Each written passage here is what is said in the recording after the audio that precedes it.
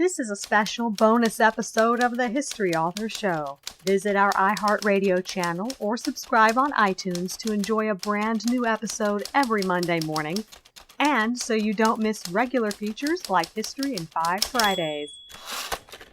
Oh, New York ain't New York anymore. How I miss those old pals of mine. The sawdust is gone from the floor where we harmonize sweet Adeline. On the east side, west side, things ain't like before. There are tears in the eyes of the regular guys. Oh, New York ain't New York anymore. Hello and welcome. I'm your host, Dean Karayanis, and this is the History Author Show on iHeartRadio, iTunes, Spreaker, and many other personal audio outlets. You can also tune us in on many new model car stereos, where you can listen to iHeartRadio just like you listen to any other radio. Of course, today we're not driving a car, but a time machine, and we're traveling back to the days before the American Civil War, when doctors would take their scalpels to fully awake patients, the pre-microbial era, when the causes of common diseases remained a mystery, and when oil lamps and flammable clothing combined to engulf a staggering number of people in flames, burning them alive. This was the age of monsters. Yes, monsters. Not the fun version we're seeing for Halloween. These were human beings, so scarred and broken that they often longed for death.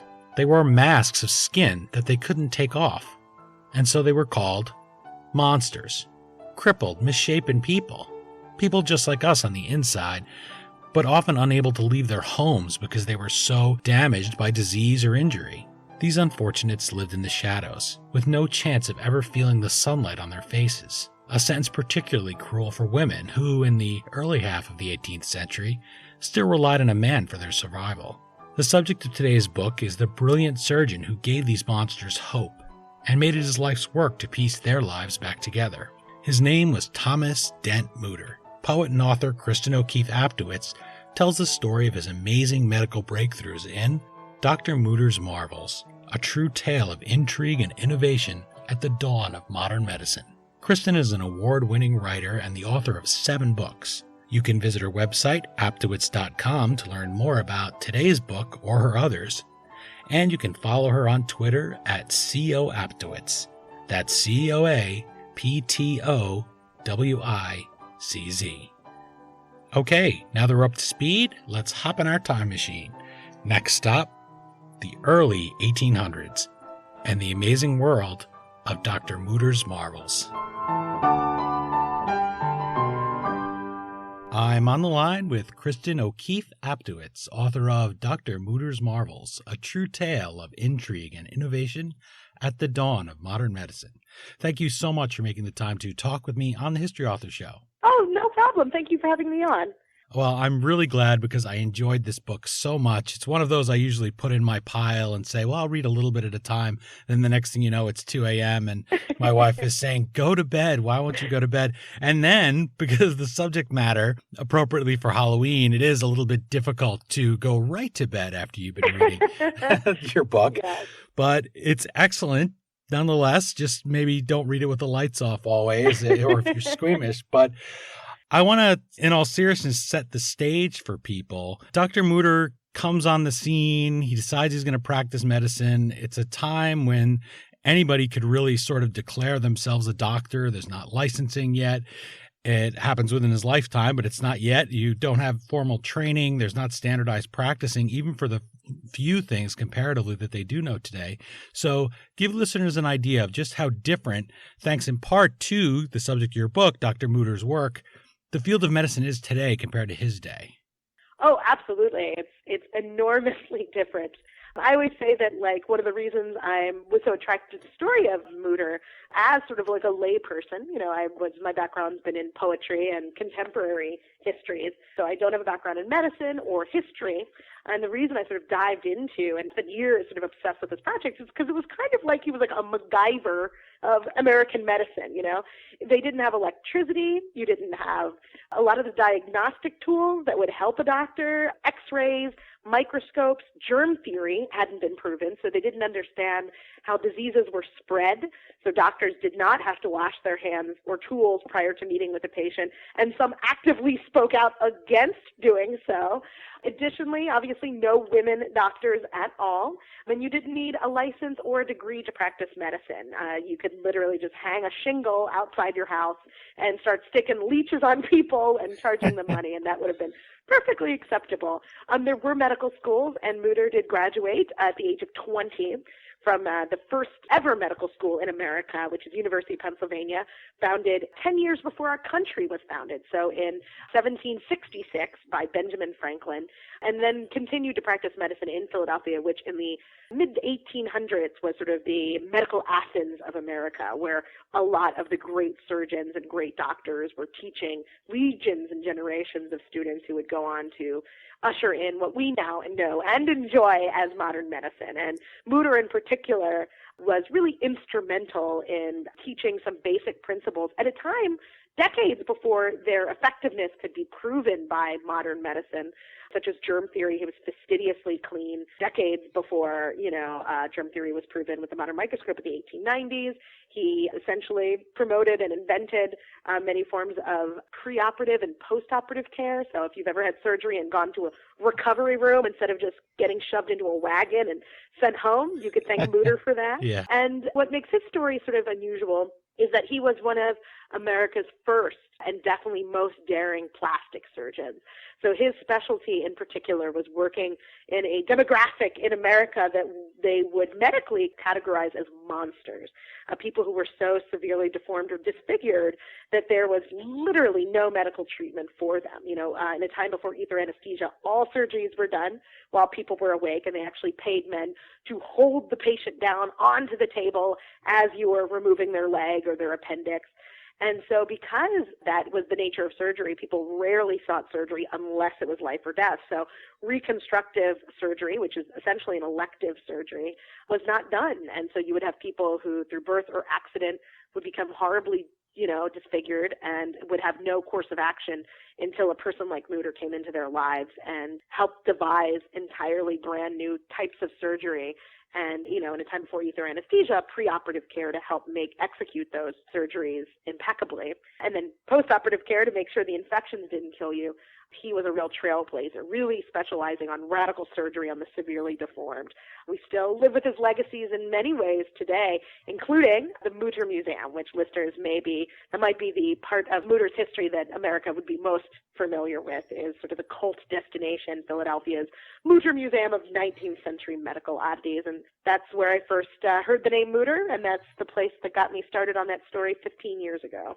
And we're going to be giving away 2 tickets that I guess your publisher or PR firm, the museum itself, was kind enough to share with us. We're going to be doing that on Facebook through Halloween, ending, of course, at midnight. I'll just ask people to maybe leave a comment here about the book, or maybe when they first heard about Dr. Mütter, have been thinking about that and how to involve people more in somebody who's really a special figure, because he is forgotten. And you read this and you say he cared so much and he tried so hard and he fought against all the people of his time that were standing in his way. And those are really compelling people in history. And yet maybe because he didn't leave any heirs, and maybe because he liked sort of this mystery about him, he didn't have that legacy other than the museum. And I admit, even coming from New Jersey, granted northern Jersey, I always pictured the Mütter Museum as sort of a low rent Ripley's Believe It or Not. And I felt so bad reading this book. I said, wow, this guy really left us an incredible legacy. And I hope that people will get those tickets. And even if you have to buy the tickets, stop in there and see some of the exhibits. And you can probably tell us, what are your favorites? Because you went there, you were in the 4th grade, I think. What are your favorites? I was in the 4th grade when I first went there. I grew up in Philly, and my generation was the first one to which the Mütter Museum was really open to the public. It's been around for 150 years and was sort of tacitly open to the public. But the work of Gretchen Warden, who's perhaps the person best associated with the museum, she was a longtime director and curator, and she really made an effort to bring anybody and everybody, including school trips and art trips, and to come in and experience the museum. And I love it. I always tell people that it was the first time I ever had experienced like a curiosity-based attraction to science. I think up until then, science seemed to be a bunch of facts that were learned a long time ago that I had to sort of memorize, right? Right. I was never really curious about like science in general. And the Mütter Museum, the metaphor I often use is that if you were in a supermarket with your mother and then a woman with a giant horn growing out of her head walks into the aisle, your mother would tell you, look anywhere but at that woman with the horn in her head. Do not look at that woman. We do not stare at those, Right. At the woman with the horn in her head. But in the Mütter Museum, they say, take this thing that you've been told your entire life not to look at and take a close look. Like, these are all human beings. Many times the reasons that these disfigurements or deformities happen were through no fault of their own. And ask questions like, how does this happen? Does it happen today? What do we do today to treat it? What did they do back then to treat it? Was it successful? What have we learned? And so to wander around a museum with so many evocative artifacts and just sort of ask questions was something that I'd never done before. And it's an experience I tried to repeat in the book. The book has over 80 illustrations sort of woven throughout the text. The thought was to sort of evoke a 19th century medical textbook because I think they're gorgeous. And, and they have very minimum descriptions because I kind of wanted people to read the book and then encounter the image at the right time. So hopefully if you flip through the book at a store, you're provoked to thinking like, wait, how does this happen? How is this treated? And the book would seek to answer that. When I was a kid, I really liked the soap lady, the woman whose body was turned into soap. I liked Madame de Manche, the woman with the horn from her head. But as I've grown older, I really loved those doctors who, like Mütter, were passionate about one aspect of science and worked their whole lives to unlock that aspect of science for them. So the Hurdle Skull Collection, which is a collection of 100-plus skulls from all over the world that a doctor collected to disprove phrenology, the concept that you could understand a person's moral character through the bumps on their skull. Then there's the Chevalier Jackson collection of things that he retrieved from people's throats. He was a doctor who specialized in retrieving things from people's throats and kept very detailed logs of everyone who came in and would remove things for free provided he could keep the object.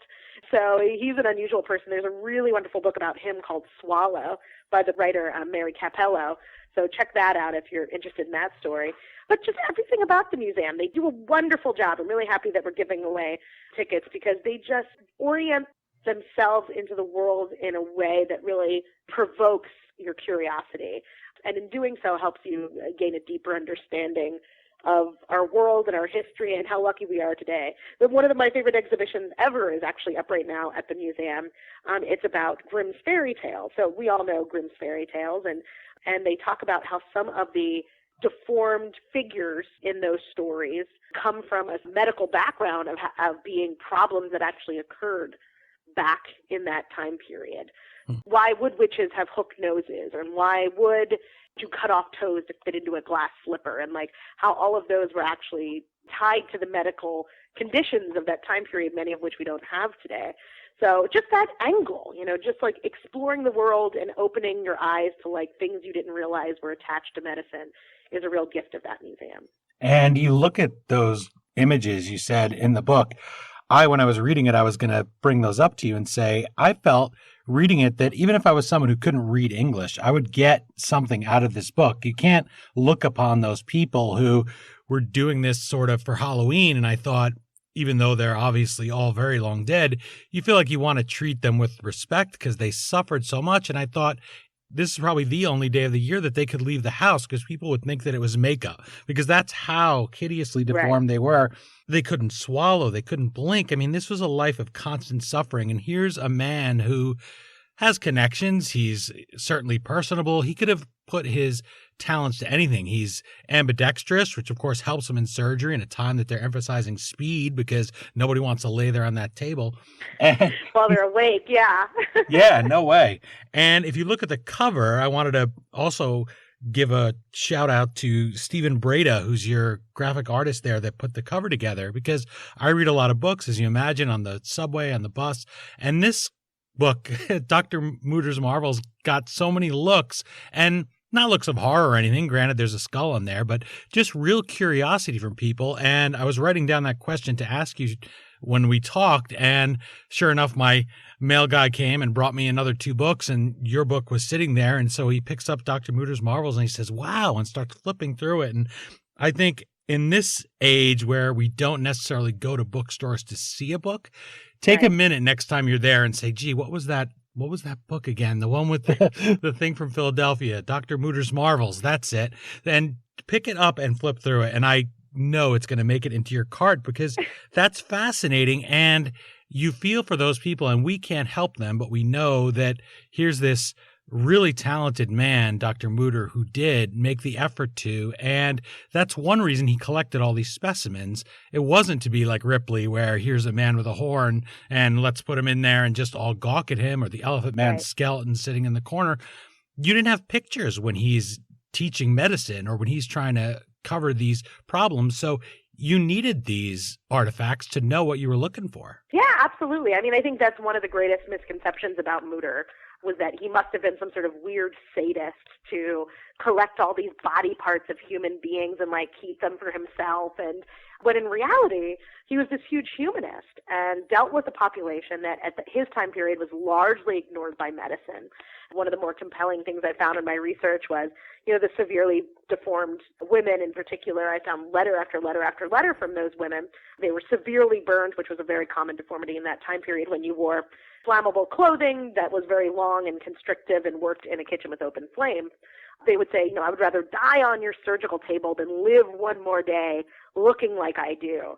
So, he really worked with a population who was desperate and had no other option, and then really succeeded in being able to provide them with a life, bring back their humanity, literally, if you consider that they were called monsters. Yeah, these collections were rescued often, from sideshows, from bar rooms, from places where they were being gawked at by the general public, and brought back into a field of medicine and used to teach. He was a professor at Jefferson for 15 years, and he would show his students so that they would be prepared for it, but also to challenge himself to say, if this conjoined infant came into my office, what could I have suggested that could have helped them to live longer? To sort of understand how lucky we are to be living in an age where so many of those deformities don't really occur in our world. People always say, well, what's the Mtter Museum still relevant? And it's actually really relevant. Many of the diseases and disfigurements you see in the museum, some are going to be random, horrible twists of fate for people, but many of them were nutritional based. Many of them did not have early intervention, and so they were allowed to progress to a terrible state. In a time before antibiotics, infections could really cause terrible disfigurements, especially in the soft tissue of the nose and ears. You also had lack of labor laws that would allow for gruesome accidental workplace deformities, Fossey jaw in my book being a fantastic example of that. And luckily, we've resolved many of these issues. Prenatal vitamins knocks out so many deformities that happen at birth. But those conditions still exist in the third world. You have third world countries that still don't have proper sanitation, don't have clean water, don't have access to doctors to do early intervention, don't have labor laws. And so, you have diseases and disfigurements that were running rampant in Philadelphia in the early 1800s that are running rampant in those countries right now. And the doctors that are treating those cases will come to the Mtter Museum and examine our artifacts, read our literature to better understand how to tackle that problem in today's society. So even today, we still are, of not just historically, but current medicine, a very relevant institution. And it's amazing to think that it's such a jewel in the crown of American medicine. And it was started by this man who, died when he was in his mid-40s 150 years ago. I'm so grateful to Mtter and feel so honored that I am the one who was able to bring his story back into the spotlight, where I really believe it deserves to be. And thank you again for the compliments on the book itself. They did a wonderful job Penguin on putting the book together. The cover is by Dan Winters, who's a very famous photographer. He also did my author photo where I'm holding a skull in my hand. And then the inside of the book, again, was designed to look like a 19th century medical textbook. So you'll see a lot of engravings and a lot of speeches that are excerpted on like filigreed paper and just really beautiful, evocative images that are embedded within the text so that they can provoke you at the moment of the story where they'd be most effective. And I worked a lot with the designers and could not be any prouder of how the book is as a piece of art, an objet d'art. And I think that, like, Mtter would have loved it because he was obviously a very vain man. So, I think that I want Mtter to know that it's, appropriately fancy as well. Yeah, and it wasn't easy to be so clean looking. There's that picture of him that, of course, you have in Dr. Mutter's Marvels. And they always said a dandy back then, but he just looks very stately. There's that bust, of course, also a picture in Dr. Mutter's Marvels. He's a good looking guy, and you think he could have really done anything. And he's living really amidst this squalor, and he goes to Philadelphia to help people.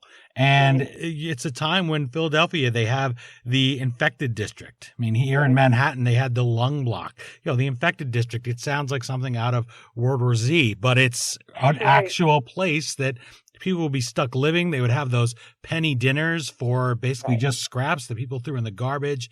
And I think another reason it's important to have the Mtter Museum is it reminds us not to romanticize everything about the past as much as we might love it. We watched the movie, or if you have, I was trapped on a bus once watching it, Kate and Leopold. Not that Meg Ryan and Hugh Jackman aren't fabulous actors, but it wasn't a movie I would ordinarily watch. And I'm thinking she would be dead from 6 diseases before their first dance, because we don't need to get vaccinated for things anymore, like smallpox. We don't have a yellow fever season the way they did. Imagine every year in Philadelphia looking around your classroom, you're saying being a fourth grade girl. Imagine looking around and saying, well, 25% of my classmates are going to be dead by the time this year rolls around, or this time rolls around next year. Right. Don't loan anybody any money, needless to say, because you might not get it back. It's just, he had to go. Women in particular, women in particular, and people of color in particular.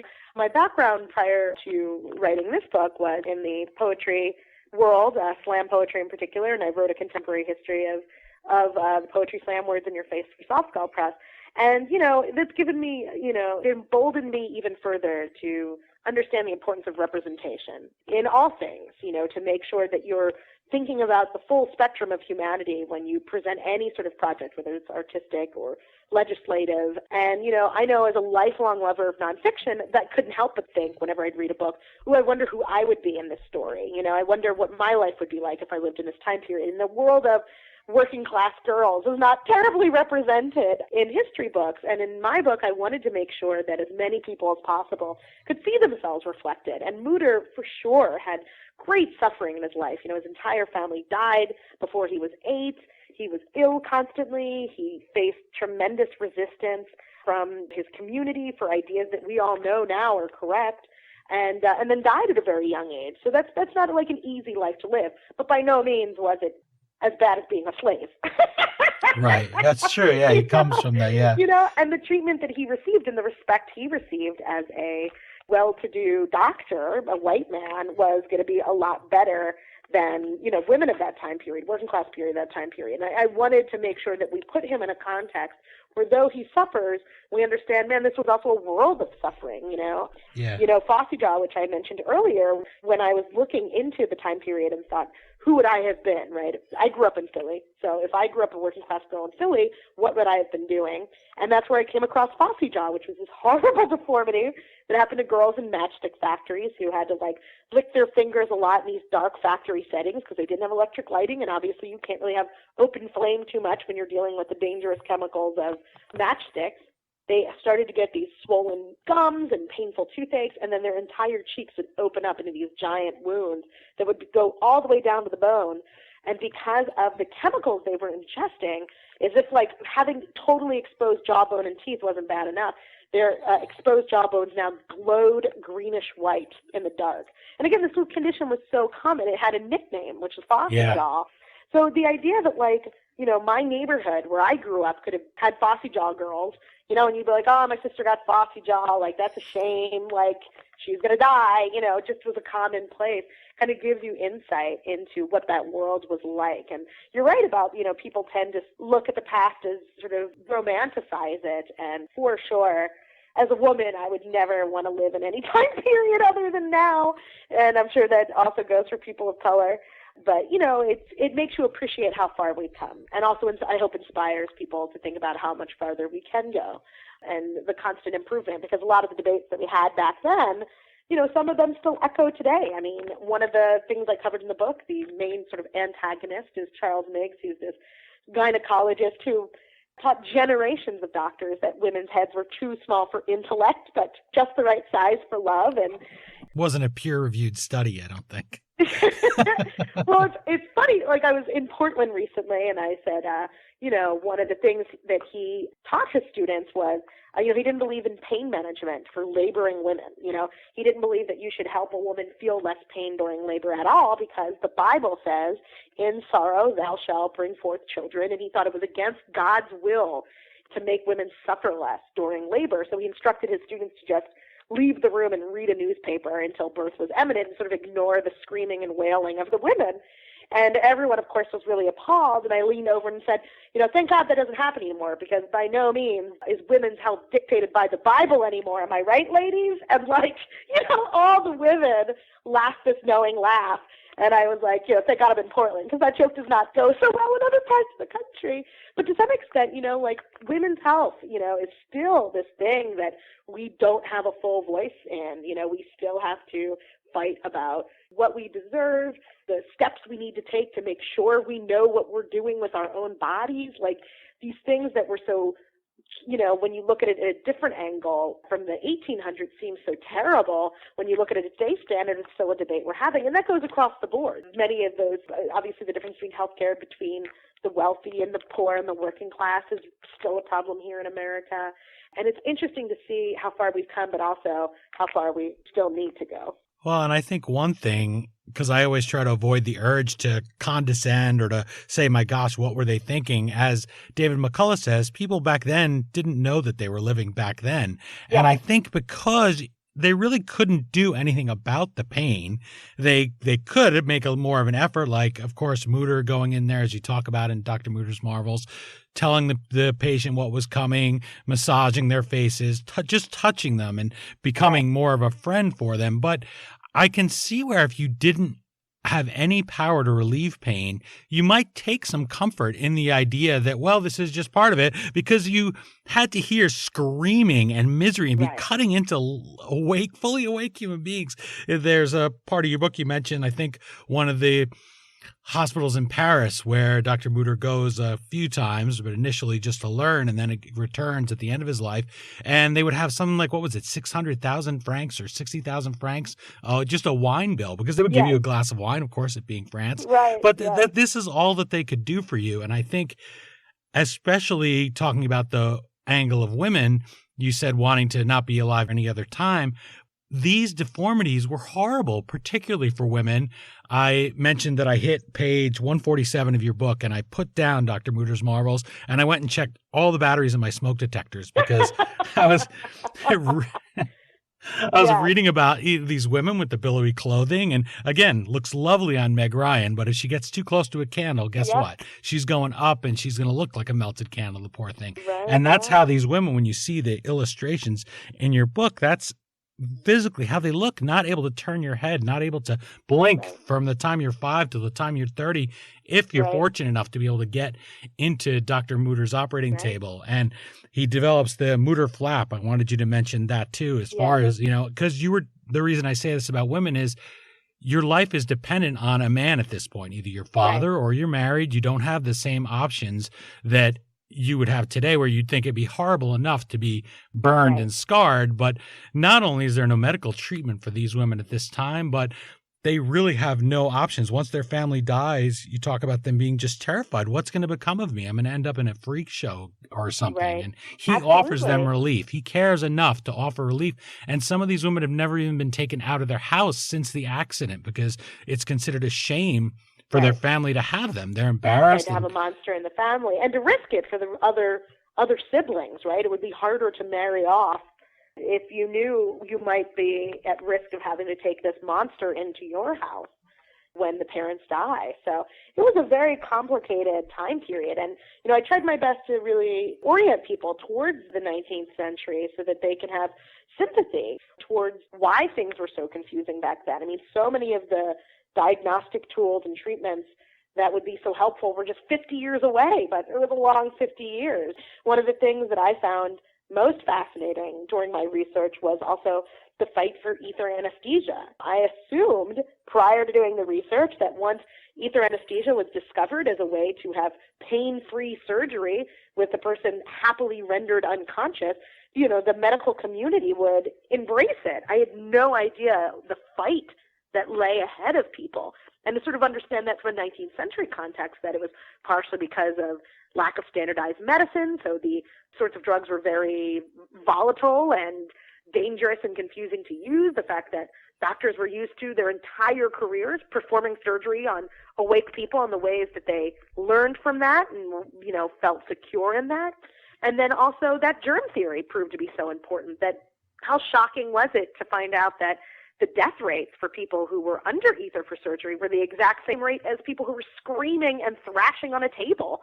All of these things, were just so shocking to read when you understand them from a historical perspective. You get a better understanding of how much stuff just needs to click into place.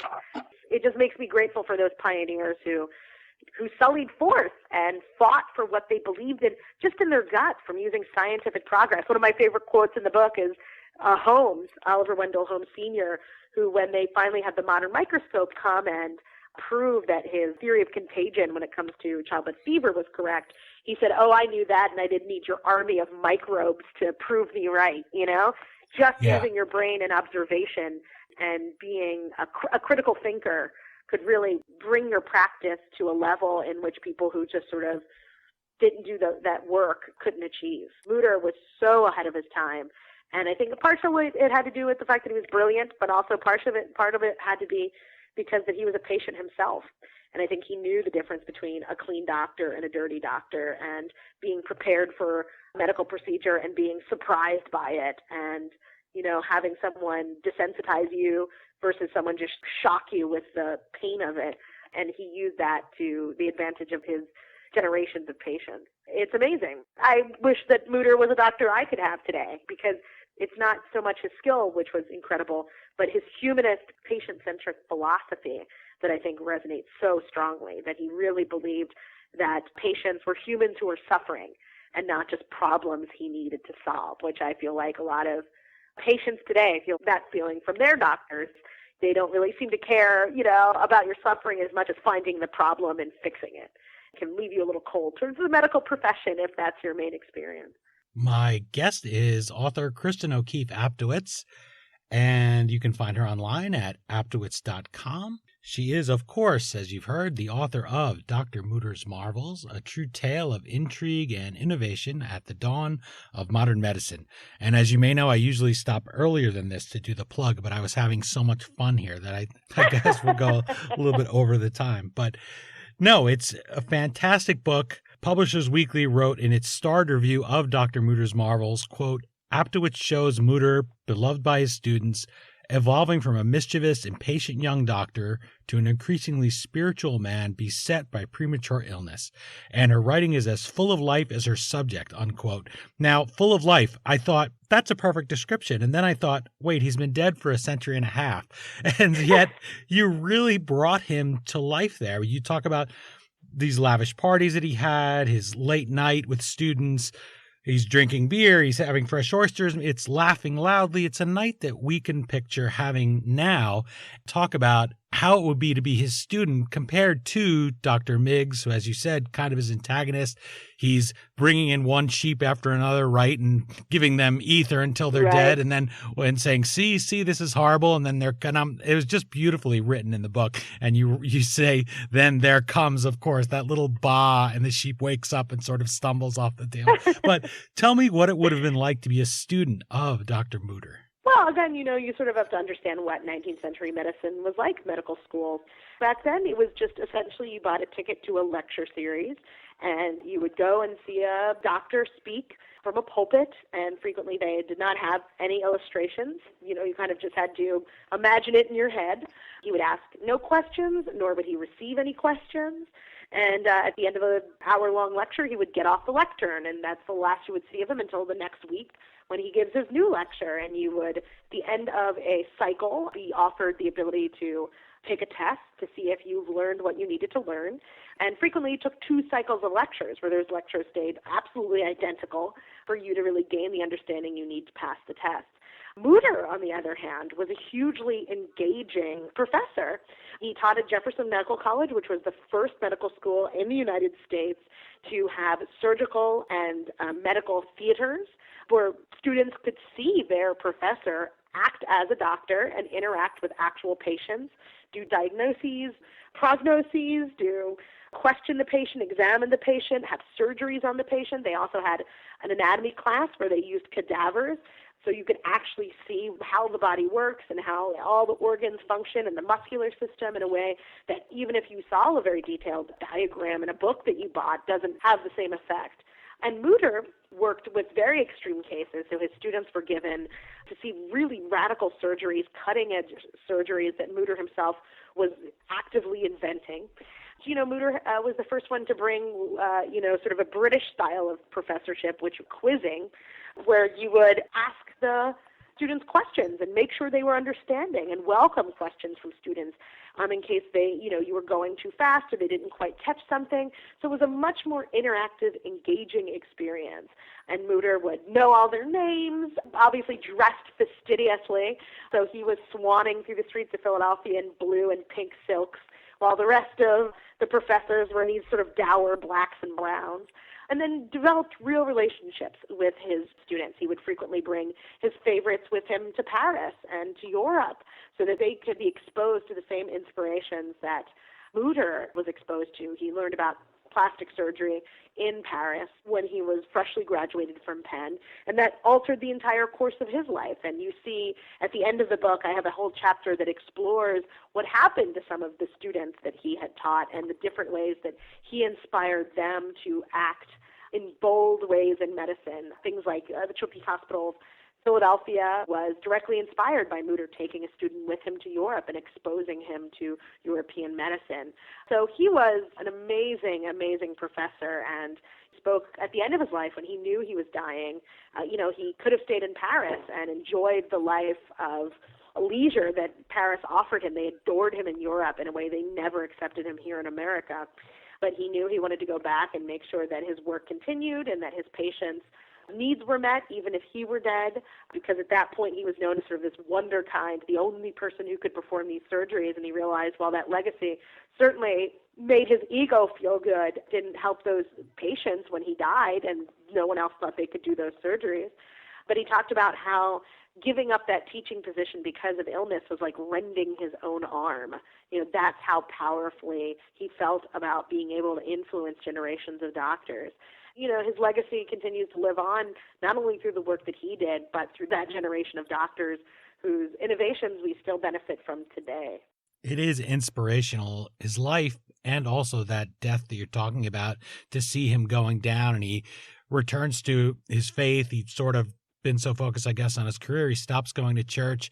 And I always find that inspiring. I wonder what people look at me in my life and will say, well, gee, he started screaming and shaking his fist at heaven and going, come on, I need another hour. I'm saving all these people. Can't I have another 10 years, another day? And instead he says, this is a blessing because now I can make sure there's people whose hands will take over for mine, because he's doing the surgery, right? And he's working and they're marveling at him and watching him do it. And that's not really teaching. And I think that's something probably a lot of people can relate to.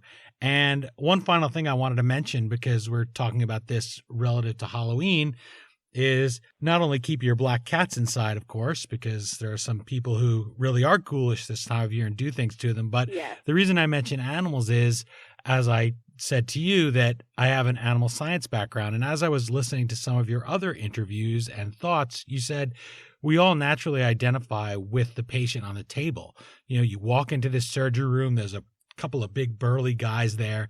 They say, this is your last chance. Do you want your leg cut off? Right. Or do you want this surgery? And once you say yes, no matter how much you beg, you know, picture that scene in Young Frankenstein, right? When he, come on, let me out. Don't you know a joke? He's trying to banging on the door, you know, right. let me out, let me out. Let me out of here. Get me the hell out of here. What's the matter with you people? I was joking. Don't you know a joke when you hear one? Mommy! That was really what it was like. So we identify with that person. And you talked about identifying with the doctor, or at least people giving them a thought. Somebody like Dr. Mütter, who he's looking these people in the eye, maybe it's the first time in their lives, or maybe the first time since their accident. Right. And I related it to animals. The reason I bring up cats and dogs in veterinary medicine is one of the things people do say often is it's hard to be a veterinarian because you can't ask them how they feel. You can't say, this is going to hurt for just a minute, but I'm only trying to take some blood because I want to test it. Right. And for me as a man, often animals will be abused by a man. And so if they see any man, they won't want you anywhere near them. And I remember so much that feeling of, you're coming into work, this is your job, you just want to help, and yet you're treated with such disdain, or you're reacted to. They don't really treat you anyway, but and you can't do your job because they're so fearful of you. And I thought anybody who's maybe tried to pill their cat, or anybody who's held their cat on the exam table while the doctor took blood or anything like that, and you're trying just to communicate that sort of has to be some maybe of the feeling here dealing with these human beings where you're really traumatized. And I think that's why maybe in a different way they did take solace in these things like, oh, well, it's just going to be painful here. It says right here in the Bible. So let's not worry about it. Maybe people just felt, no, pain is part of surgery. And even in, I'm not particularly old, I'm in my mid-40s, but there were still veterinarians who would say they believed that pain was important for animals. Pain medication for animals is relatively new because they thought, well, if you had a broken leg, I believe they called it like a pain cast, you know, like an invisible cast, because you wouldn't move it because it was broken. So you wouldn't want to give an animal pain medication because they might move around.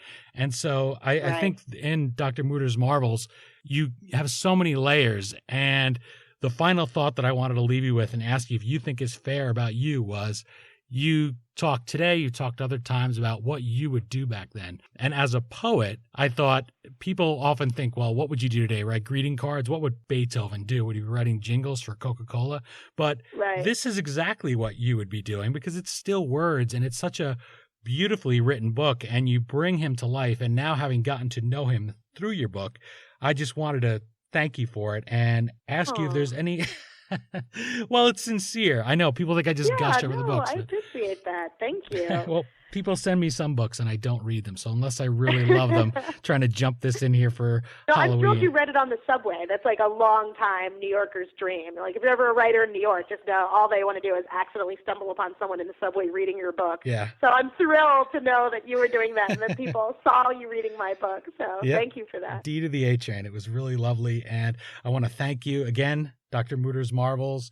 Thank you so much, Cristin O'Keefe Aptowicz, for writing the book, but also for joining me. And I can tell that Dr. Mütter certainly pumping his arm in happiness here. And I'm sure someday he'll have a beer for you waiting because you're a very good student, even if you never sat in his classroom. Well, thank you.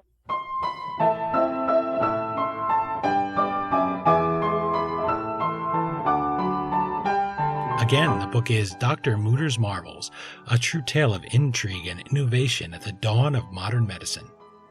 As always, you can find the link to purchase the book at our website, historyauthor.com. And we hope you will click through there. We get one of those penny lunches from the infected district every time you do. I once again want to thank Cristin O'Keefe Aptowicz for joining us and for bringing to life the sort of historical figure I personally love. One who's forgotten, but who deserves to be remembered. Remember to check out Aptowicz.com and follow CO Aptowicz for more on this amazing figure. You can find a lot of stuff on the Mütter Museum there, and I do hope you'll visit. And remember, let us know what you think of the book and the interview on Twitter @HistoryDean. Oh, and don't forget, If you're listening to this before midnight on Halloween, October 31st, you can comment on that Facebook post and win 2 tickets to the Mütter Museum, absolutely free. What better way to spend a day than looking back into the past with some real incredible and unique artifacts? Well, that's it for this installment of the History Author Show. I hope you'll join us next time for another trip into the past here on iHeartRadio or wherever it is you're listening. And remember, if you subscribe to us on iTunes, please leave a review. Thanks so much for listening, and happy Halloween. We still call it Broadway, but what's in a name? Take it from Georgie, it isn't the same. On the east side, west side, things ain't like before. There are tears in the eyes of the regular guys. Oh, New York ain't New York anymore.